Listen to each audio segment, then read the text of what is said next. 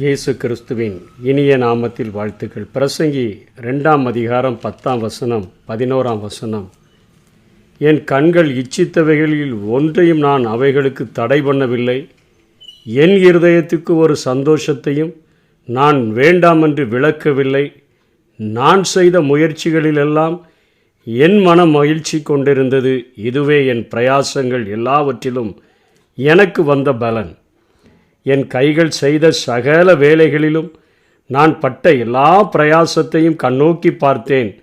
இதோ எல்லாம் மாயையும் மனசுக்கு சஞ்சலமுமாய் இருந்தது என்று சொல்லி, சூரியனுக்கு கீழே பலன் ஒன்றுமில்லை. அதாவது சூரியனுக்கு கீழே என்று சொன்னாலே நமக்கு உடனடியாக ஞாபகம் வந்துவிட வேண்டும் தேவனற்ற ஒரு வாழ்க்கை என்பதை.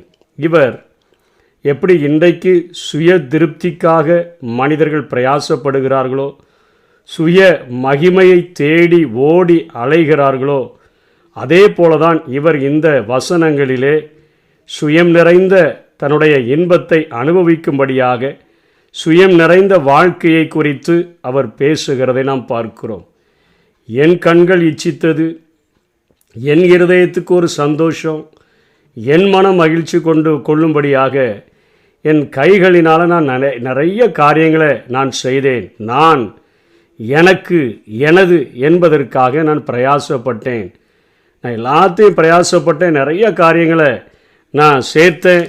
அவர் சொல்லும்போது இன்னொரு காரியத்தையும் சொல்லுகிறார். 20ஆம் வசனத்தில் 21 ஒருவன் புத்தி யுக்தி நிதானத்தோடு கூட பிரயாசப்படுறான்னு சொல்கிறார். 23 சொல்லி முடிக்கிறார். அவன் நாட்களெல்லாம் அலுப்புள்ளது, அவன் வேலைகள் வருத்தம் உள்ளது, ராத்திரியிலும் அவன் மனதுக்கு இளைப்பாறுதல் இல்லை, இதுவும் மாயே என்று சொல்லுகிறார்.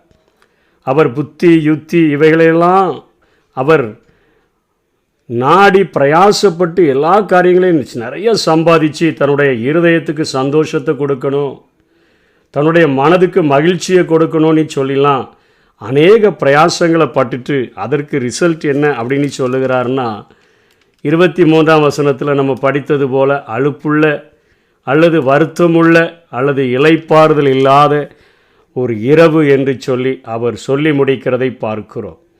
அவர் சம்பாத்தியத்தின் மத்தியில் மாத்திரம் சுயத்தை தேடி திருப்தி அடையலைன்னு சொல்லலை. சம்பாதிச்சு நிறைய வச்சுருந்தாலும் நான் சம்பாதிக்கிறவைகள் என்னுடைய வம்சாவளிக்கு கடந்து செல்லும் பொழுது அவர்கள் அதை எப்படி அதை பயன்படுத்துவார்கள், அவர்கள் அதை பயன்படுத்தும் பொழுது அதை புத்தியீனமாய் பயன்படுத்திவிட்டால் அது எல்லாம் அழிந்து விடுமே என்கிற ஒரு காரியமும் அவர்களுடைய மனதை வாட்டி வதைக்கக்கூடியதாக இருக்கிறது. 19 சொல்கிறாரு, ஞானமாய் சம்பாதித்த சகல வஸ்துக்களின் மேலும் அவன் அதிகாரியாவான். எனக்கு பின்பாக ஒருத்தன் வருகிறானே, என்னுடைய சந்ததியில் வருகிறானே, அவன் அதிகாரியாய் மாறிவிடுவான். நான் சம்பாதித்தது எல்லாவற்றையும் நான் என் சந்ததிக்கு தானே நான் விட்டுட்டு போக வேண்டியது இருக்குது. அவன் அதை சரியாய் பராமரிப்பானோ பராமரிக்காமல் போயிடுவானோ என்கிற காரியங்கள், இந்த தலைமுறையில் இருக்கக்கூடிய பிரச்சனைகள், இந்த தலைமுறையில் அவருக்கு இருக்கக்கூடிய போராட்டங்களையும் தாண்டி என் சந்ததியிலையும் எனக்கு பின்னாடி வருகிற காரியங்களிலும் எப்படி நடக்கும்லாம் நினச்சதுனால இரவு நேரத்தில் எனக்கு அலுப்பு வந்துருச்சு, எனக்கு சலிப்பு வந்துருச்சு, என்னுடைய இருதயத்தில் நிம்மதி இல்லைன்னு சொல்லி அவர் புலம்புகிறதை பார்க்கிறோம். இன்றைக்கு உலக பிரகாரமாக ஆண்டவர் இல்லாமல் தேவன் இல்லாமல் வாழ்கிற எல்லா மனிதர்களுடைய நிலைமையும், அதாவது சுயத்துக்காக தனக்கென்று வாழ்கிற ஒரு வாழ்க்கையை அவர்கள் வாழ பிரயாசப்படும் பொழுது அவர்களுக்கு கிடைக்கக்கூடிய பலன் இப்படியாகத்தான் இருக்கிறது. இன்றைக்கு உண்மையான வாழ்வு என்பது தனி தீவு வாழ்வு அல்ல. மனிதன் தனிமையாக இருப்பது நல்லதல்ல என கூறித்தான் ஆண்டவர் மனிதனை ஒரு குடும்பமாக, ஒரு சமூகமாக, ஒரு சமுதாயமாக வாழும்படியாக அவர் சிருஷ்டித்திருக்கிறதை நாம் இந்த உலக வாழ்க்கையிலே நாம் பார்க்கிறோம். இப்படி அநேக சம்பாத்தியங்களை சம்பாதித்தும் இருதயத்திற்கும் மனதிற்கும் மகிழ்ச்சி அளிக்கக்கூடிய அநேக காரியங்களை கொடுத்தும் எனக்கு மிஞ்சினது அவர் அலுப்பும், எனக்கு மிஞ்சினது வருத்தமும், எனக்கு மிஞ்சினது இளைப்பாறுதலும் இல்லாத ஒரு வாழ்க்கை என்று சொல்லுகிறாரே. இவர் சூரியனுக்கு கீழே என்கிற வாழ்க்கையை சொல்லுகிறாரே. அப்போது சூரியனுக்கு மேலே அண்ட சராசரங்களையும் ஆளுகிற நம்மை உண்டாக்கின ஒரு ஆண்டவர் இப்படிப்பட்ட காரியங்களிலே அவர் என்ன சொல்லுகிறார் என்பதை நாம் புரிந்து கொண்டோம் என்று சொன்னால் நம்முடைய வாழ்க்கை அர்த்தமுள்ளதாக மாறிவிடும். ஆண்டவராகிய இயேசு தன்னுடைய மலை பிரசங்கத்திலே அழகான ஒரு காரியத்தை அவர் சொல்லிக் கொடுக்கிறதை நாம் பார்க்கிறோம். மத்தேயு எழுதின சுவிசேஷம் 6ஆம் அதிகாரம் 19ஆம் வசனத்திலிருந்து 21ஆம் வசனம் வரையிலும் தெளிவான ஒரு காரியத்தை அவர் கற்றுக் கொடுக்கிறார். பூமியிலே உங்களுக்கு பொக்கிஷங்களை சேர்த்து வைக்க வேண்டாம், இங்கே பூச்சியும் துருவும் அவைகளை கெடுக்கும், இங்கே திருடரும் கன்னமிட்டு திருடுவார்கள். இவர் சொல்கிறார், எனக்கு பின்னாடி வருகிற சந்ததி வைப்பானா அழிப்பானா என்கிற ஒரு பெரிய போராட்டத்தோடு கூட வாழ்ந்தேன் என்று சொல்லுகிறாரே. அங்கே ரெகோபெயாம் இவர் சம்பாதித்த எல்லாவற்றையும் ஒரு அழிக்கிறவராகத்தான் அவர் காணப்பட்டார். அதே தான் இங்கே ஆண்டவர் சொல்கிறாரு, அதற்கு வழி சொல்லுகிறார். இங்கே பூச்சியும் துருவும் அவைகளை கெடுக்கும், இங்கே திருடரும் கன்னமிட்டு திருடுவார்கள். பரலோகத்தில் உங்களுக்கு பொக்கிஷங்களை சேர்த்து வையுங்கள், அங்கே பூச்சியாவது துருவாவது கெடுக்கிறதும் இல்லை, அங்கே திருடர் கன்னமிட்டு திருடுகிறதும் இல்லை.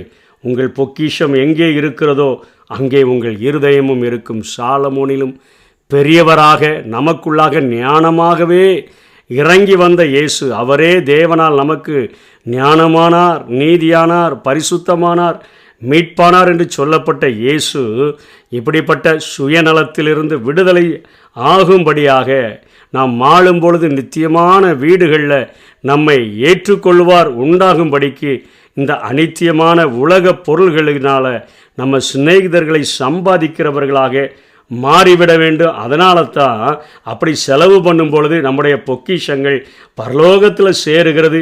அங்கே இருக்கக்கூடிய அக்கவுண்ட் பண்ணப்படுகிற காரியங்கள் மிகச்சரியாக இருக்கும்.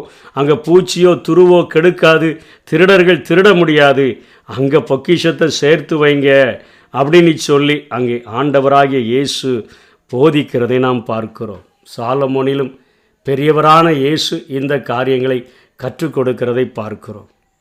லூக்கா 10ஆம் அதிகாரம் 27ஆம் வசனம் 28ஆம் வசனத்தில் நியாய சாஸ்திரி ஒருவன் ஆண்டவரிடத்தில் வந்து கேட்கிறான், ஆண்டவரே, நான் என்ன செய்யணும், என்ன செய்தால் அந்த நித்திய ராஜ்யத்திற்கு நான் வர முடியும் என்று சொன்ன பொழுது அழகான ஒரு ஆலோசனையை ஆண்டவருக்கு அவனிடத்திலேயே கேட்கிறார்.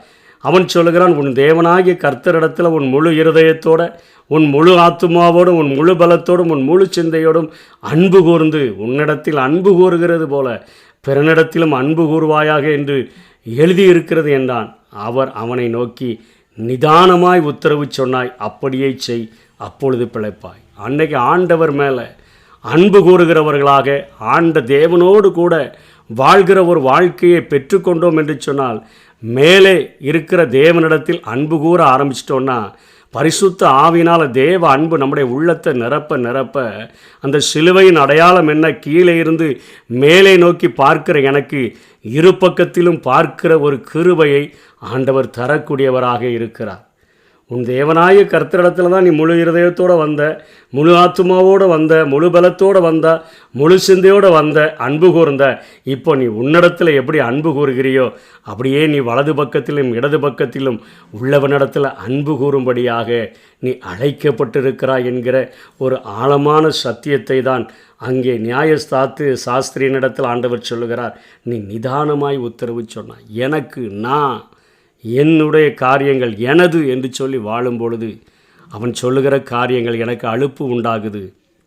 என் இருதயத்தில் ஒரு சந்தோஷம் இல்லை, என் இருதயத்தில் ஒரு திருப்தி இல்லை, எனக்கு வருத்தம்தான் மிஞ்சுதுன்னு சொல்கிறாரு.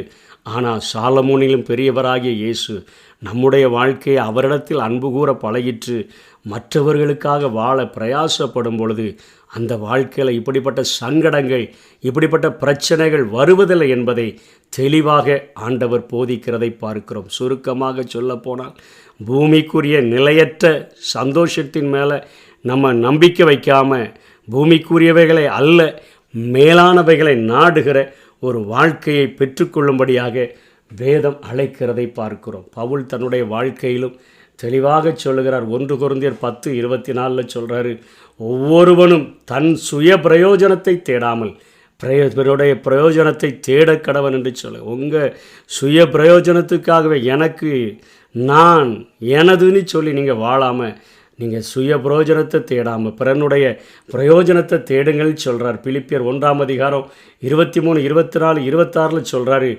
ஏனெனில் அவர்கிட்ட ஒரு நெருக்கம் இருக்குதுன்னு சொல்கிறேன். என் வாழ்க்கையில் ஒரு நெருக்கம் இருக்குது. என்ன நெருக்கம்? நான் தேகத்தை விட்டு பிரிந்து, இந்த சரீரத்தை விட்டு பிரிந்து கிறிஸ்துவோடு கூட இருக்க எனக்கு அதிகமாக ஆசையாக இருக்குது, அதிக விருப்பம் உண்டு. அது எனக்கு அதிக நன்மை. நான் அங்கே போய் சேர்ந்துட்டேன்னா அதிக நன்மைன்னு சொல்கிறாரு. அப்படி இருந்தும் நான் சரீரத்தில் தரித்து இருப்பது உங்களுக்கு அதிக அவசியம் என்று சொல்லுகிறார். எனக்கு அதிக நன்மை கிடைக்கும், ஆனால் நான் இங்கே இருந்தால் உங்களுக்கு அது அதிக அவசியம். அது ஒரு ரொம்ப இம்பார்ட்டன்ஸான ஒரு காரியத்தை உங்கள் வாழ்க்கையில் செய்திடணும்னு சொல்லிட்டு அதுக்கு கீழே 26 சொல்கிறார். உங்கள் விசுவாசத்தின் வர்த்தனைக்காகவும் சந்தோஷத்துக்காகவும் நான் பிழைத்து உங்கள் அனைவரோடு கூட இருப்பேன் என்று அறிந்து உங்களுக்காக, உங்கள் விசுவாசம் வர்த்திக்கப்படும்படியாக, நீங்கள் சந்தோஷம் இருக்கும்படியாக உங்களுக்கு அநேக ஆலோசனைகளை சொல்லி உங்கள் பிரயோஜனத்துக்கு நான் இருப்பது அவசியம் என்பதை உணர்ந்து நான் பிழைத்திருக்கிறேன் என்று சொல்லுகிறதை பார்க்கிறோம். 2 கொரிந்தியர் 5 8-10 சொல்கிறார். நான் தைரியமாகவே இருந்து இந்த தேகத்தை விட்டு குடி போகவும் கர்த்தரிடத்தில் குடியிருக்கவும் அதிகமாய் விரும்புகிறோம். சேர்த்து சொல்கிறார், நாம் தைரியமாகவே இருந்து, ஏனெனில் சரீரத்தில் அவனவன் செய்த நன்மைக்காவது தீமைக்காவது தக்க பலனை அடையும்படிக்கு நாம் எல்லாரும் கிறிஸ்துவின் நியாயாசனத்துக்கு முன்பாக வெளிப்பட வேண்டும். எல்லாமே அங்கே வரப்போகிற மேலானவைகளை குறித்தே அவருடைய நோக்கங்கள் இருக்கிறது. சாலமோன், என் இருதயத்துக்கு மகிழ்ச்சி வேணும், என் கண்கள் இச்சித்தது எனக்கு வேணும், என் மனசுக்கு சந்தோஷம் வேணும், இப்படி தான் வாழுகிறான். உலக பிரகாரமான வாழ்க்கை, சூரியனுக்கு கீழே வாழ்கிறவர்களுடைய வாழ்க்கை, மேலானவைகளை கற்றுக்கொண்டவனுடைய வாழ்க்கை. நான் இந்த தேகத்தை விட்டு குடி போறணும், கர்த்தரிடத்தில் குடியிருக்கணும். நான் என் சரீரத்தில் நான் செய்யும்போது நன்மை செஞ்சனே, நான் தீமை செய்யலை, எனக்கு தக்க பலனை அடையும்படிக்கு அவருடைய சிங்காசனத்துக்கு முன்பாக நிற்க வேண்டும் என்கிற ஒரு மேலான வாஞ்சியோடு கூடவே அவர் வாழ்கிறதை பார்க்கிறோம். அதனால தான் கடைசியாக சொல்லி முடிக்கிறார். 2 தீமோத்தேயு 4:6 நல்ல போராட்டத்தை போராடினேன், ஓட்டத்தை முடித்தேன், விசுவாசத்தை காத்து கொண்டேன். இவர் நான் இருதயத்தில் நான் வருத்தப்படலை, நான் ராத்திரியில் நான் புலம்புனேன் அப்படின்லாம் இவர் சொல்லலை. நல்ல போராட்டத்தை போராடினேன், ஓட்டத்தை முடித்தேன், விசுவாசத்தை காத்து கொண்டேன். இது முதல் நீதியின் கிரீடம் எனக்காக வைக்கப்பட்டிருக்கிறது. நீதி உள்ள நியாயாதிபதியாகிய கர்த்தர் அந்நாளிலே அதை எனக்கு தந்தருள்வார் அப்படின்னு அவர் சொல்லிட்டு, அதுலேயும் சுயநலத்தை காட்டாமல் எனக்கு மாத்திரமல்ல அவர் பிரசன்னமாகுதலை விரும்பும் யாவருக்கும் அதை தந்தருள்வார் என்று சொல்லி ஒரு பொதுநல ஸ்டேட்மெண்ட்டை சொல்லி முடிக்கிறதை பார்க்கிறோம். எனக்கு மாத்திரமல்ல, அவர் பிரசன்னமாகுதலை விரும்புகிற யாவருக்கும், தேவனோடு கூட இணைந்து வாழ்கிற ஒரு வாழ்க்கை வாழுகிற எல்லா மனுஷருக்கும் அவர் தந்தருள்வார் என்று சொல்லி முடிக்கிறதை பார்க்கிறோம். இந்த உலகத்தில் நான், எனக்கு, எனது, என் இருதயம், என்னுடைய மனசு, என் கண்கள் இவைகளுக்கு விருந்தளிக்கிற வாழ்க்கை வாழாதபடி என் ஆண்டவருடைய காரியங்களை புரிந்து கொண்டு அவரோடு கூட இணைந்து அவரிடத்தில் அன்பு கூர்ந்து என்னுடைய அருகில் மற்றவர்கள் இருக்கிறவர்கள் இடத்திலும் கரிசனையோடு கூட வாழ்ந்து என்னுடைய வாழ்க்கையை நல்ல போராட்டத்தை போராடி முடிக்க நான் வாஞ்சிக்கும் பொழுது நிச்சயமாக அவர் எனக்கு நீதியின் கிரீடத்தை தந்து என்னை வரவேற்பார். அப்படிப்பட்ட கிருபைகளை வாஞ்சிப்போம். கர்த்தர் தாமே நம்மை ஆசீர்வதிப்பாராக. ஆமென். சுயமென்னில் சாம்பலாய் மாற சுத்தாவியே அனல் மூட்டும், ஜெயம் பெற்று மாமிசம் சாக தேவாருள் செய்குவீர். சுயமென்னில் சாம்பலாய் மாற